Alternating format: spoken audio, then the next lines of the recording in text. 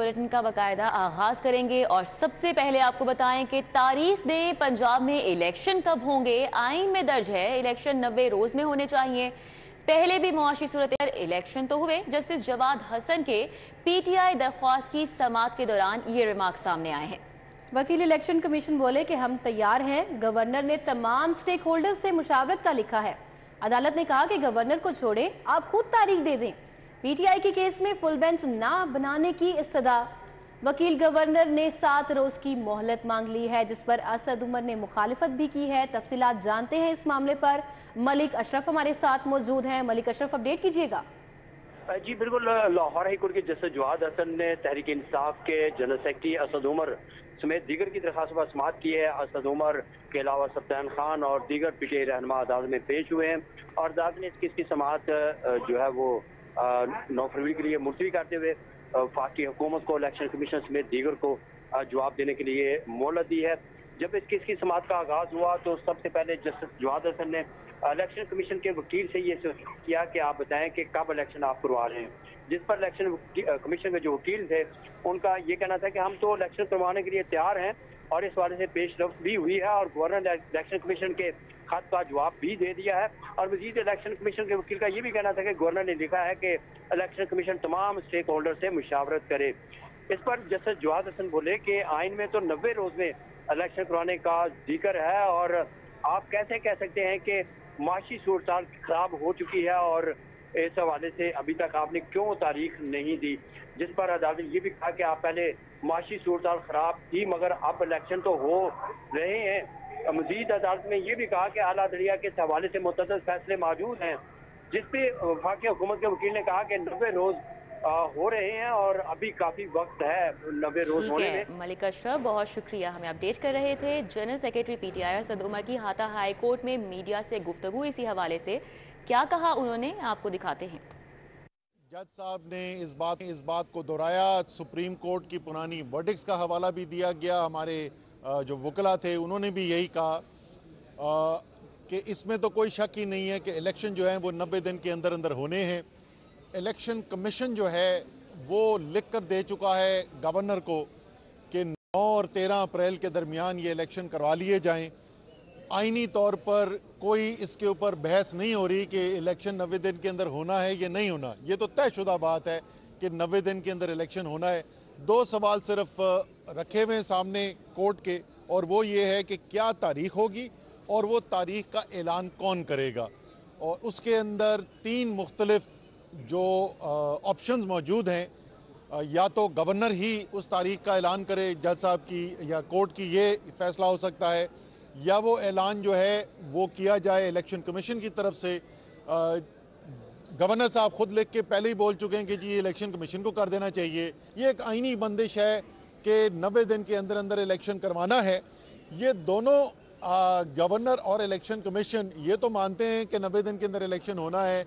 वो ये तारीख देने को अगर तैयार नहीं है तो अली ज़फ़र साहब ने, और इनसे मैं बाद में कहूँगा कि थोड़ी तफसील से बता दें, वो आइन से ये भी बता चुके हैं कि यह भी मुमकिन है कि कोर्ट ये फैसला करे कि सदर पाकिस्तान फिर तारीख देंगे। आइन के अंदर, इलेक्शन एक्ट के अंदर ये दिया हुआ, इसकी गुंजाइश मौजूद है कि सदर पाकिस्तान जो है वो तारीख का ऐलान करेंगे। अब आपको बताएं कि chief election commission Gilgit Baltistan की निजी गाड़ी आईजी के हुक्म पर राउंड अप कर ली गई। गाड़ी पर सब्ज नंबर प्लेट लगाई गई। पुलिस का कहना है कि गाड़ी राउंड अप करने पर 10,000 रुपये इनाम का ऐलान था। गाड़ी को डिफेंस में राउंड अप करके चालान किया गया है। क्या कार्रवाई की गई है, इस हवाले से इरफान मलिक मजीद बता रहे हैं। जी इरफान, बताएं कि मुल्की जो सूरत हाल है दहशत गर्दी के हवाले से इकदाम किए जा रहे हैं, उसी की रोशनी में आईजी पंजाब को एक स्पेशल रिपोर्ट जनरेट की गई कि एक फॉर्चूनर गाड़ी जो ब्लैक कलर की है उसके ऊपर चीफ इलेक्शन कमीशन की नंबर प्लेट लगी हुई है। जब रिकॉर्ड चेक किया गया तो पता चला कि ऐसी इलेक्शन कमीशन के पास कोई फॉर्चूनर गाड़ी जो है वो है ही नहीं। जिसके बाद इस गाड़ी को मशकूक जानते हुए आईजी पंजाब की जानिब से फोर्स को ये अहकाम जारी किए गए कि इस गाड़ी को जहाँ पे रोका जाए, जहाँ पे नजर आए इसको फौरी तौर पर राउंड अप किया जाए और एहतियात के साथ राउंड अप किया जाए, जिसका जो है वो 10,000 का इनाम भी रखा गया। तो आज आपको बताएं कि ट्रैफिक पुलिस की जानिब से इस गाड़ी को राउंड अप किया गया, जिसके ऊपर जाली नंबर प्लेट लगी हुई थी। इसको रोका गया और इसमें कार्रवाई करते हुए इसकी जो जुर्माना किया गया, चालान किया गया और इसकी गाड़ी के ऊपर जो लगी नंबर प्लेट जो जाली थी उसको भी हटाकर जो है इनके खिलाफ कानूनी कार्रवाई का अमल जो है वो शुरू कर दिया गया। जी, कार्रवाई का अमल शुरू कर दिया गया है। इरफान मलिक, आपका बहुत शुक्रिया।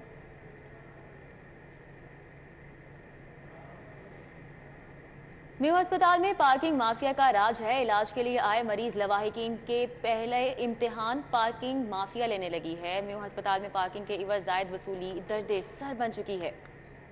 20 रुपए मोटरसाइकिल और 50 रुपए गाड़ी के वसूल किए जाने लगे हैं। जायद वसूली करने वालों को कोई पूछने वाला नहीं है।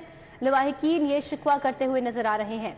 मजीद उनका यह भी कहना है कि मोटरसाइकिल का सरकारी रेट 10 और रिक्शे का सरकारी रेट 20 रुपए है, लेकिन वहां पर सूरत हाल इसके बरक्स है। तफसीलात जानते हैं वहां मौजूद हमारे नुमाइंदे तौकीर अकरम से। जी तौकीर, बताइएगा शहरियों का मजीद क्या कहना है इस पर?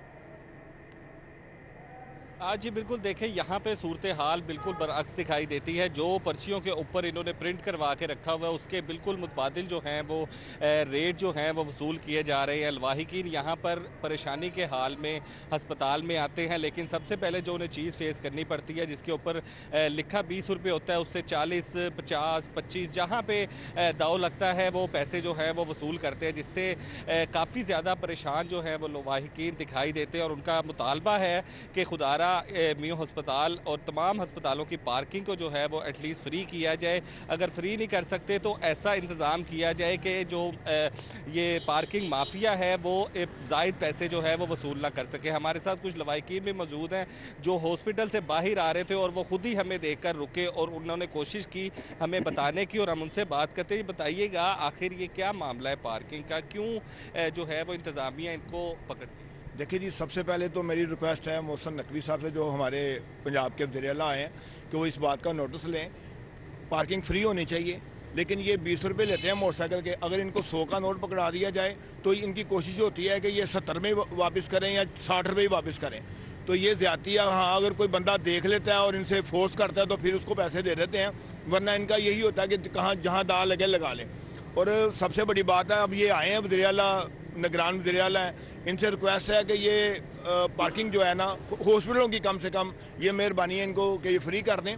दूसरा, आपके ये 24 चैनल की निस्बत से मेरे दिल में एक बात है, वो मैं कहना चाहता हूँ कि ये जो सारा बोझ हुकूमतें आवाम के ऊपर डाल रही हैं तेल की सूरत में और बाकी तमाम सूरतों में, ये जो सियासतदान हैं, ये जो बैरोक्रेट हैं, ये जो हमारे जज हैं, ये जो हमारे जर्नल हैं, ये उनसे रिक्वेस्ट है कि उनके ख़जानों में से उनसे माल लें। उनके घरों में किलो के हिसाब से सोना है, वो सोना लें और सोने के ऊपर जो है ना वो ये नोट छाप लें या वो सोना अपने पास रख के इनको गारंटी दे दें कि इनको हम बाद में वापस कर दें। ठीक है जी, बिल्कुल आपने सुना कि यहाँ पर जो लवाहिकीन है वो काफ़ी परेशान दिखाई दे रहे हैं और उनका सिर्फ एक मुतालबा है कि वज़ीर आला नोटिस ले इस बात के ऊपर। और मुतालबा किया। और शुक्रिया तौकीर अकरम हमारे साथ थे, अपडेट कर रहे थे।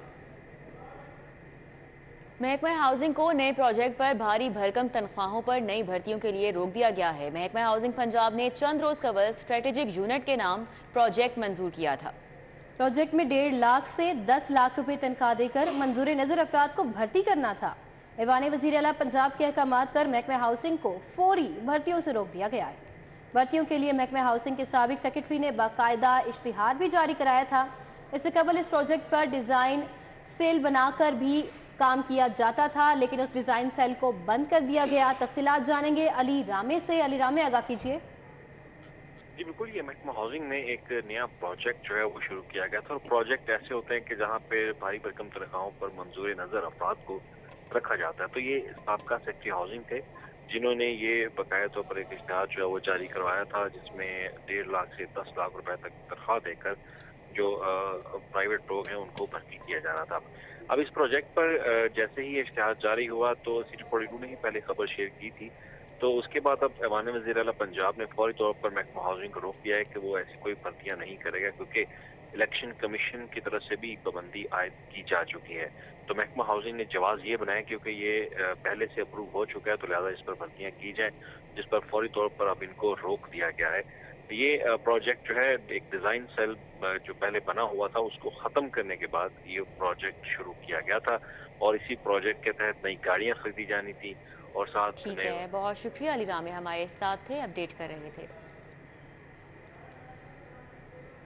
लेस्को ने 108 एसडीओज को भर्ती करने का फैसला कर लिया। बोर्ड ऑफ डायरेक्टर्स ने इलेक्ट्रिकल, सिविल समेत दीगर शोबाजात में भर्ती के लिए मंजूरी भी दे दी है। बिल्कुल, लेस्को ने 108 एसडीओज को भर्ती करने का अब फैसला किया है और बोर्ड ऑफ डायरेक्टर्स ने इलेक्ट्रिकल, सिविल समेत दीगर शोबाजात में भर्ती के लिए मंजूरी दी है।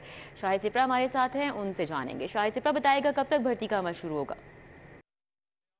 जी बिल्कुल, लाहौर इलेक्ट्रिक सप्लाई कंपनी की जानिब से ग्रेड 17 में 108 एसडीओज भर्ती करने का फैसला किया गया है और बोर्ड ऑफ डायरेक्टर्स की जानिब से बाज़ाब्ता तौर पर इसकी मंजूरी भी दी गई है। ज़रा की जानिब से ये बताया गया है कि साबिक दौरे हुकूमत में मुतअद्दिद बार लेस्को की जानिब से ये शिकायत दर्ज करवाई गई कि उनके पास एसडीओज की कमी है और इंतज़ामी अमूर चलाने में मुश्किलात का सामना करना पड़ रहा है, लेकिन साबिक बोर्ड ऑफ डायरेक्टर्स ने उस बात की मंजूरी ना दी। लेकिन जो मौजूदा बोर्ड ऑफ डायरेक्टर्स हैं, इसने 108 जो एसडीओज हैं जिनको असिस्टेंट मैनेजर के अहदे पर फाइज किया जाएगा, उनको भर्ती करने की मंजूरी दी है। मजमूई तौर पर 36 एसडीओज जो हैं उनको इलेक्ट्रिकल इंजीनियरिंग की बुनियाद पर भर्ती किया जाएगा, जो कि ऑपरेशन विंग समेत दीगर शोबाजात में उनकी तैनाती अमल में लाई जाएगी। इसी तरह चंद रोज़ में लेस्को की जानिब से भर्ती के अमल का बाकायदा तौर पर आगाज़ कर दिया जाएगा और इम्तिहान लेने के बाद जो कामयाब होने वाले या मेरिट पर आने वाले जो उम्मीदवार होंगे उनको एसडी ग्रेड 17 में कॉन्ट्रैक्ट पर भर्ती कर लिया जाएगा। शाहिद सिप्रा, आपका बहुत शुक्रिया। सरकारी स्कूलों में लाखों रुपए के असासाजात चोरी होने का इंकशाफ हुआ है। साल 2022 में लाखों के कंप्यूटर, टैबलेट, फर्नीचर और सिक्योरिटी कैमरे चोरी कर लिए गए। रिपोर्ट में ये बात सामने आई है। रिपोर्ट में ये भी बताया गया है कि कीमती अशिया की चोरी का इंकशाफ इंटेलिजेंस की जानिब से पेश करदा रिपोर्ट में जारी हुआ है। स्कूल एजुकेशन डिपार्टमेंट का असासाजात की चोरी की रिपोर्ट पर सख्त नोटिस। तफसीलात जानेंगे इस मामले पर जुनेद रियाज से। जुनेद, बताइएगा। जी, सरकारी स्कूलों से लाखों रुपए के कीमती असासाजात चोरी होने का इंकशाफ हुआ है और साल 2022 के दौरान जो है वो कीमती कंप्यूटर, टैबलेट, फर्नीचर और कैमरे और इसके अलावा दीगर जो साजो सामान हैं वो भी स्कूलों से चोरी होने का इंकशाफ हुआ है। और इस हवाले से स्कूलों में जो स्पोर्ट्स का सामान मौजूद होता है वो भी कई स्कूलों से जो है वो चुरा लिया गया है। इस हवाले से इंटेलिजेंस एजेंसी की रिपोर्ट में ये इंकशाफ किया गया और इसके ऊपर स्कूल एजुकेशन डिपार्टमेंट ने सख्त नोटिस लिया और अहकाम जारी किए हैं स्कूलों को कि वो अपने स्कूलों में मौजूद कीमती असासाजात जो है उसकी हिफाजत करें और बाकायदा तौर पर उसकी हिफाजत के लिए सिक्योरिटी गार्ड जो है वो मामूर किया जाए, क्योंकि बेशतर स्कूलों में देखने में आया कि छुट्टी होने के बाद ताले लगा दिए जाते हैं और स्कूलों से जो अमला होता है वो चला जाता है। इस सूरत हाल में चीज़ें जो है वो चोरी हो रही हैं और इसके ऊपर कोई भी परवाह नहीं कर रहा। इसलिए और दूसरी जानब 80% स्कूलों में जो है सिक्योरिटी गार्ड मौजूद नहीं है, उनकी भर्ती जो है फौरी तौर पर की जाए ताकि सिक्योरिटी गार्ड की भर्ती करने के बाद। बहुत शुक्रिया, जुनेद रियाज हमारे साथ थे, अपडेट कर रहे थे। आगे बढ़ें और बात करें। आपको बताएं कि डॉलर की कीमत में इजाफे से महंगाई का तूफान। चाइना की मोटरसाइकिलें, लोडर रिक्शों की कीमतों में होशरुबा इजाफा हो चुका है। चाइना मोटरसाइकिल की कीमतों में 3,500 से लेकर 10,000 रुपये तक का इजाफा हो चुका है। यूनाइटेड कंपनी की जानिब से कीमतों में 6 से 10,000 का इजाफा हो गया है। डिटेल्स बता रहे हैं शहजाद खान अब्दाली हमारे साथ हैं। जी शहजाद खान। जी बिल्कुल, डॉलर की कीमतों में इजाफे के बाद चाइनीज़ बाइक्स, लोडर रिक्शों और मोटरसाइकिल रिक्शों की कीमतों में बोलचाल सा आ गया है। मुख्तलिफ चाइनीज़ बाइक बनाने वाली कंपनियों की जानिब से कीमतों में 3500 रुपये से लेकर 10,000 रुपये का इजाफा किया गया है। खाम माल की कीमतें बढ़ने की वजह से कीमतें बढ़ाना नागुज़ीर है और 3 फरवरी से इन नई कीमतों का इतलाक कर दिया गया है। इस वक्त हम मार्केट के अंदर मौजूद हैं, यहाँ के डीलर से बात करते हैं। फिर कीमतें बढ़ा दी गई हैं, इसका इम्पेक्ट क्या आएगा गाहक पे और आप लोगों पे? बिस्मिल्लाहिर्रहमानिर्रहीम। देखें जी, 10, 12, 15 हज़ार रुपये इन्होंने कीमतें बढ़ा दी हैं चाइनीज़ मोटरसाइकिलों की। तो दूसरी बात ये है कि ये देखना चाहिए जो हमारे सरबराह हैं कि ज़रा इधर भी थोड़ी सी गौर करनी चाहिए उन्होंने कि लोग कैसे ज़िंदा रहेंगे। पेट्रोल है वो महंगा है। अब देखो ना, पेट्रोल महंगा होता है, ऑटोमेटिक हर चीज़ महंगी हो जाती है। कहा यह जा रहा है कि अगर लोकल कंपनियां जो यहाँ पे बाइक असम्बल कर रही हैं उसकी कीमतें इतनी बढ़ाई जा रही हैं, तो फिर जो मल्टीनेशनल कंपनी हैं उनकी बाइक्स की और रिक्शों की कीमतों का अंदाज़ा आप खुद लगा सकते हैं। इस हवाले से डीलर्स हज़रात का ये कहना है कि इससे कारोबार तबाह होंगे, आवाम की बाइंग पावर ना होने के बराबर रह जाएगी। ठीक है, बहुत शुक्रिया शहजाद खान अब्दाली। चीफ ऑर्गेनाइजर मुस्लिम लीग नून मरियम नवाज शरीफ की मॉडल टाउन में आमद। मरियम नवाज मरकजी सेक्रेटेरिएट में सोशल मीडिया टीम से मुलाकात करेंगी। परवेज रशीद, सानिया आशिक, आतिफ रऊफ भी मरकजी सेक्रेटेरिएट पहुंच गए। राव दिलशाद हुसैन हमारे साथ हैं, डिटेल्स बता रहे हैं। राव दिलशाद, आगाह कीजिएगा। मरियम नवाज शरीफ चीफ ऑर्गेनाइज़र मुस्लिम लीग नून की बनी हैं, तब से खासी मुतहरिक है। आपको बताएं कि लंदन से वापसी के बाद से ख़ास तौर पर मुतहरिक हुई। एक ना सिर्फ पंजाब के पीके और सिंध में वर्कर्स कन्वेंशन के हवाले से बाकायदा शेड्यूल का ऐलान किया गया, बल्कि उस पर भी अमल दरामद किया जा रहा है। इसके साथ साथ सोशल मीडिया पर किस तरह से मुखालफिन का मुकाबला किया जाए, इस हवाले से आज फिर तवील नशिस्त जो है वो जारी है। आपको बताएं कि साबिक सेनेटर परवेज रशीद पहुंचे हैं यहाँ मॉल्टाउन में, जो जबकि इसके साथ साथ आतिफ रऊफ, सोशल मीडिया के साबिक अरकान असम्बली सानिया आशिक, शुमाइला राना और हिना परवेज भट्ट भी मौजूद हैं, जबकि फैसल सैफ भी पहुंचे हैं यहाँ। आपको बताएं कि सोशल मीडिया टीम ऑलरेडी यहाँ पर मौजूद थी, जिसके साथ अब इस वक्त जो है वो नशिस्त भी जारी है। आपको बताएं कि मरियम नवाज शरीफ ने अब चूँकि फोकस किया है कि सोशल मीडिया के प्लेटफार्म को पार्टी के मौक़िफ़ को तक़वीत देने के लिए इस्तेमाल करना है, और इसमें इसकी जो अहमियत है उसको इनकार भी नहीं किया जा सकता, और इसको किस तरह से बेहतरीन तरीके से यूटिलाइज़ किया जा सकता है, उसी पर यह नशिस्त है। आपको बताएं कि इसी हवाले से ना सिर्फ ये मुशावरती बैठक है, बल्कि इसके बाद लाहौर से जो साबिक अरकान सूबाई असम्बली हैं उनको भी तलब किया गया है, वो भी कुछ ही देर में यहाँ पहुँचेंगे, और उनके साथ भी एक नशिस्त जो है वो चीफ ऑर्गेनाइजर मुस्लिम लीग नून मरियम नवाज की होगी। जबकि इससे कबल जो शेड्यूल का ऐलान किया गया है उसमें बहावलपुर 2 रोज़ गुजारने के बाद मरियम नवाज शरीफ वापस पहुंची और आज मॉल्टाउन में मीटिंग्स का। आपका बहुत शुक्रिया, आपने हमें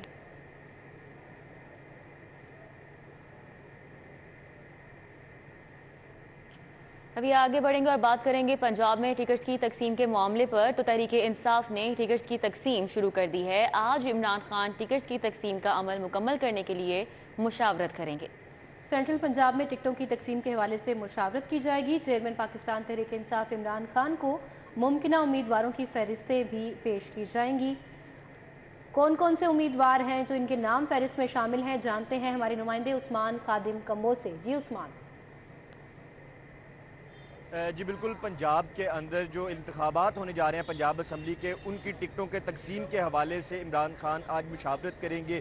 कुछ देर कबल असद उमर ने यह बताया कि टिकटों की तकसीम का अमल जो है वो शुरू हो चुका है और आज भी मुशावरत की जाएगी। ख़ास तौर पर सेंट्रल पंजाब के अंदर 1-2 हल्के ऐसे हैं जहाँ पर टिकटों की तकसीम के हवाले से कुछ मसाइल का सामना करना पड़ रहा है पाकिस्तान तहरीक इंसाफ को, उसके हवाले से आज मुशावरत की जाएगी और आज इमरान खान को जो उम्मीदवार हैं उनके नामों की फहरिस्तें पेश की जाएंगे और इमरान खान हतमी फैसला करेंगे मुशावरत के बाद। जबकि एक दूसरी बड़ी खबर आपको मैं बताता चलूं कि जो कौमी असम्बली के इंतखाबात होने जा रहे हैं, ज़िमनी इंतखाबात होने जा रहे हैं, उन पे इमरान खान ने तमाम सीटों पे इलेक्शन लड़ने का फैसला किया था, लेकिन अभी हमारा ज़रिया ये बता रहे हैं कि इमरान खान ने अब उन सीटों से इलेक्शन ना लड़ने का फैसला किया। उन्होंने पहले जो फैसला किया था इलेक्शन लड़ने का वो वापस ले लिया है और अब ये बताया जा रहा है कि उन हल्कों से पहले जो अरकान इलेक्शन लड़ चुके थे, जिन्होंने। बहुत शुक्रिया उस्मान खादिम कम्बो हमारे साथ थे, अपडेट कर रहे थे।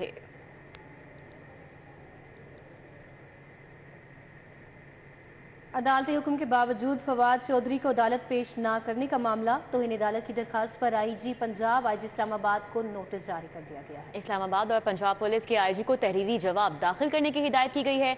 जस्टिस तारिक सलीम शेख ने तौहीन अदालत की दरखास्त पर समाअत की। समाअत का आवाज जानेंगे। मलिक अशरफ हमारे साथ हैं। जी मलिक अशरफ। जी बिल्कुल, लाहौर हाई कोर्ट के जस्टिस तारिक सलीम शेख ने इस केस की समाअत की है और आईजी पंजाब और आईजी इस्लामाबाद के खिलाफ ये तौहीन अदालत की दरखास्त दायर की गई थी, जिस पर आईजी पंजाब और आईजी इस्लामाबाद को नोटिस जारी करते हुए जवाब तलब किया गया है और अदालत ने इस्लामाबाद और पंजाब पुलिस के आईजी को तहरीरी जवाब जमा कराने की हिदायत की है।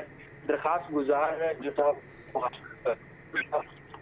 वकील ने मौक़िफ़ इख्तियार किया था कि हुक्म के बावजूद फवाद चौधरी को अदालत में पेश नहीं किया गया था और अदालत ने बार बार उनको तलब किया लेकिन इसको पेश नहीं किया गया।